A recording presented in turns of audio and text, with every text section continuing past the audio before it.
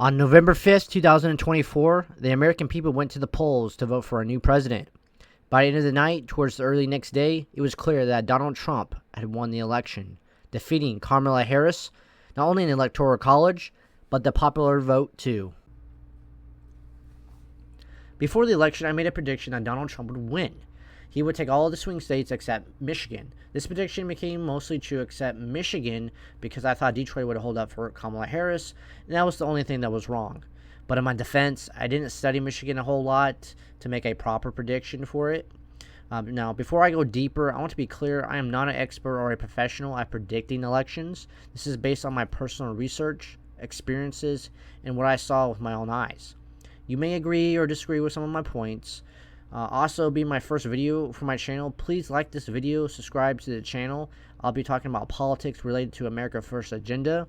I have some interesting videos, ideas, and I want to hear the opinions of my fellow Americans. Now, there are 6 points on how I predicted the election, and I will cover each one in depth so you guys can understand what I saw in my thought-making process.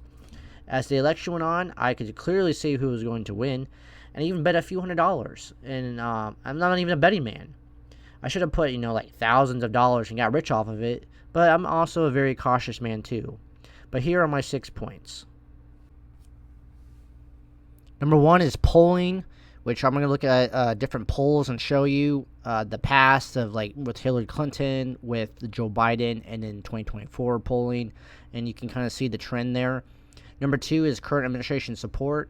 We're going to look at the support of the president, as in President Biden, and Vice President Kamala Harris at the time of the election. And then 3, we're going to look at the mood of Americans. Like, are they happy? Are they mad? Are they angry? And so forth. Number 4 is major issues. Like, what do Americans support? What do Americans hate? And then number 5 is major events. What major events changed the election? And number 6 is voter registration data. Looking at the numbers in each state, especially the swing states. How many people were Republicans and Democrats registering to vote, and so forth. The first point is polling. This is the weakest one of them all. I would say don't ever trust polls because they're mostly used to push propaganda to encourage one side or reduce morale for the other. And then you got the issue when conducting these polls is that the populations are different in different parts of the country. For example, 1,000 people in Dallas ask who they will vote for when 6 to 7 out of 10 will say Kamala Harris because Dallas is a Democrat-leaning city. If you go towards more of the rural areas, it's more Republican. Suburbs are kind of mixed, but still polls are not that great to collect data on voters' views unless maybe there's overwhelming numbers or support for one candidate. But what I saw was drastic changes in polling by both the left and the right polling groups. In 2016, these polling groups were extremely biased in their data collection and reporting. In some cases, they had Hillary Clinton winning by 3 to 15 points margin in some cities and swing states. In 2020, it was closer, but the bias was still there. If they had Biden up by 1 to 8 margin points in some states when he barely won them, like in Wisconsin, where Biden won only by less than 1 point. Then you got 2024, it flips. You saw a lot more polling groups showing Trump in the lead. Even left-wing news like CNN shows Kamala losing in several swing states. So I'm like, wow. The bias in the media can turn on the Democrats with polling and combine it with other data, which I will explain later. Then Trump has a really good chance at victory. If Trump won against higher bias margins in polling in 2016 and barely lost in 2020, he has a much better chance in 2024. The polling point was more about boosting my feeling rather than hard evidence, pointing towards a clear win. However, it increased my confidence in my choice on who was going to win when also adding my other points. The second point is the support of the current administration at the time of the 2024 election. Both Biden's and Kamala's support was low. Biden was on an average of 42%, with some polls showing 39%, while Kamala Harris was around 44%. This is far below the comfort zone of victory, which is around 48%. Trump didn't have a high approval rating either, but he had a higher approval rating compared to both Democrat candidates. The Biden-Harris administration overall had low support from the 4 years of almost no significant action. They either failed to pass enough major legislation or failed to solve issues like with the border or overseas wars in places like Ukraine or Gaza.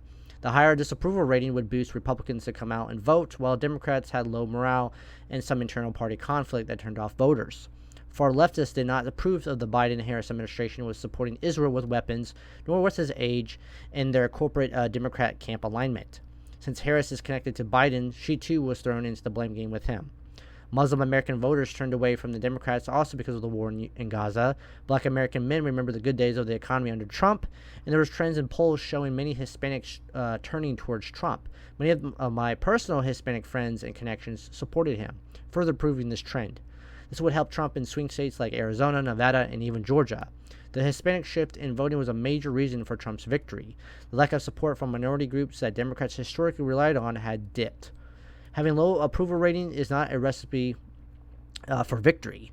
Presidents with low support and approval usually lose. Biden and Harris's own side wasn't united behind them, while Republicans were energized to crush the Democrats who gave them hell for the past 4 years through federal agency crackdowns, border invasions, persecution of Trump, and wasting billions of dollars.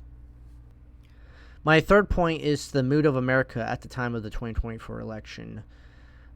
Generally speaking, for all Americans, most Americans, on both the Democrat side and the Republican side, they were not happy. They were not happy with the current state of the country. They saw that there was inflation that was causing them to having to save money and spend very little. The prices of gas and groceries were up. There was also the issue with sending money overseas to foreign countries and funding wars like in Israel and Ukraine, and they were sending tons of weapons, and the wars were starting to get out of hand. You had the southern border crisis where millions of illegals were pouring into the country, and that was causing a bunch of other issues as well, like pressure on school systems, pressure on cities, more crime, and just more funding from the government towards these illegals to support the welfare state. And a lot of Democrats were not happy with America at all. They were not very patriotic. A large percentage of Democrats are not patriotic. They're not proud to be American. And so there was a lot of division and hate with the country, and people were just not getting along, and just the overall happiness within America was just not there, and people were seeing a very bleak future for America. And so this all contributed to Biden and Kamala Harris losing, and this helped me predict my election, because if America is not happy with the current leadership, most likely that leadership is not going to win election. Number 4 is major issues. Here's an example of all the major issues in the United States that Americans were concerned about. You have the economy, immigration, programs like Social Security, Medicaid, Medicare, threats to democracy, abortion, and national security and foreign policy. So the top one is economy. This is in most elections. Economy is always number one. People care about their money. They care about paying their bills, taking care of their families, taking care of themselves, and have a roof over their head. Inflation was a major problem the past several years under the Biden administration. It did slightly reduce by the end of 2024, but it was still a major concern. The economy was slowly rebuilding and getting a little bit better, but it could have been a much faster recovery. It could have been exploding, but the Biden policies were not great for the economy. And then you had like job creation. The job creations were up and down. They were failing predictions every month, and in some months they were doing okay. They were producing more jobs, and then some months they were just pretty low. They were missing the mark. And then number 2, you had immigration. Well, at the time you had mass immigration on the southern border, a major border crisis. Millions of illegal immigrants from all over the world were coming through the southern border, like from Iran, Russia, China, Venezuela, Cuba, Mexico, Guatemala, and Colombia, and so on. It just overwhelmed border security, and it was overwhelming cities and towns in the United States. And then you have programs like Social Security, Medicare, Medicaid. That's always a concern for our seniors. Some of them believe they're not getting paid enough. Some of them believe that Social Security is going to fail in a few years. And so they want these programs to be organized and fixed, and also deal with the high cost with medicine and medical technology and procedures. That's to democracy. That's more of a Democrat concern. They blame Trump for being a dictator, and they believe that he is a major threat to democracy, even though we are a republic. Abortion, that's only up there because of the recent Supreme Court ruling. And then national security and foreign policy is mostly likely talking about Israel, Ukraine, Russia, and the threat of World War III, which I'm surprised that's not a higher issue. But if you look at these issues, Trump is actually on top. Most voters, if you look at the polls, believe that Donald Trump was better at managing the economy, had better strategies. And then the same thing with immigration. Like, he's the center of dealing with illegal immigration. He wants to fix the system. He wants a border wall, more border patrol agents, and even send the military down there. And then national security and foreign policy. Most Americans believe that Trump was way better at that. Abortion is more of a Democratic female type issue, and then threats to democracy is just BS on the Democrat side. Programs with Social Security and so on. Honestly, that's kind of a mixed bag. It's more leaning towards the Democrats, but a lot of seniors who are conservative, who are Republican, are not going to give up their party loyalty or loyalty to Trump to bow down to the Democrats to fix a few things in those programs. But overall, if you look at this, Trump is ahead on these issues, and you can easily take this and predict the election. Trump had a higher chance of getting voters through these issues and through his strategies and policies. So this is where I looked at this information and made a prediction here.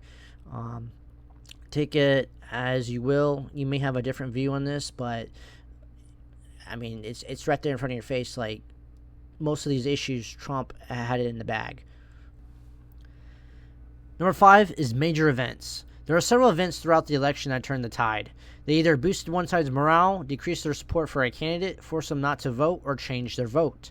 The first event was Trump assassination attempt in Butler, Pennsylvania, where a lone gunman tried to shoot Trump using an AR-15. The dude somehow got around security and was able to shoot a few rounds off of Trump's ear and killing a man behind him. This event produced one of the most famous pictures of the election, with Trump putting his fist into the air to show his determination and resilience. The second event was Biden's resignation from his political campaign. It came just months before the election. This put Kamala Harris in a very tough situation. She had little time to organize her campaign and spread her message. Thanks to Joe Biden, the Democrats' campaign for the White House was sabotaged in a way. This event turned off some voters who liked Kamala Harris less than Joe Biden and were tired of the same thing. The third event was the organized prosecution of Trump. This pissed off a lot of Republicans who saw this as illegal and unfair. Lawfare came to be known as the name of the illegal attacks on Trump. Democrats did everything to hurt his money and reputation, but instead of defeating him, he survived and showed strength, which increased support among his base even more. The fourth event was the attack on Israel on October 7, 2023.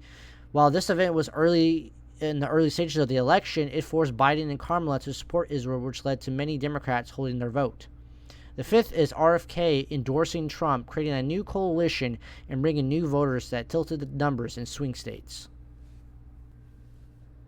The last point is voter registration data. The Republican Party had massive growth in registration throughout the country, even in blue states. As you can see in this chart, Republicans have gained slowly over the years, catching up with Democrats. This was the core proof of knowing that Trump would win the election. If Trump won barely in swing states in 2016, barely lost in 2020, with less voters on his side, this time with thousands or more Republicans, his chances of winning skyrocketed. In PA, the gap between Democrats and Republicans decreased in the past 3 elections, turning a strong blue state into a close battleground state. In Florida, Republicans gained a whole new level of dominance by having 1 million more Republicans. That state went from a battleground state to a solid Republican state in just a few short years, shocking Democrats. Data shows that other swing states and blue states saw a spike in Republican registration, too, that led to Trump in taking them for the win. Republican voters surprised Democrat voters in Nevada after several election cycles. Republicans have 29.43% of the vote to Democrats 29.42% in that state now. Even after the election, Republicans were still gaining ground on voters than Democrats were. Republicans in Arizona had roughly doubled their advantage over the last 4 years. from my edge of 140,000 active voters in January of 2021 to more than 300,000 last month. This new strategy was the main reason Trump won the election and put him into the White House. Now, thank you, ladies and gentlemen, for sticking around to watch this video. If we're going to make this channel great, then we need more likes and subscribers. So put America first and hit that like and subscribe. If there's something in my video you want to discuss, then type it down below in the comment section. I love replying to comments, and if there's something I missed, please let me know. May God bless you, and may God bless the United States of America. Thank you.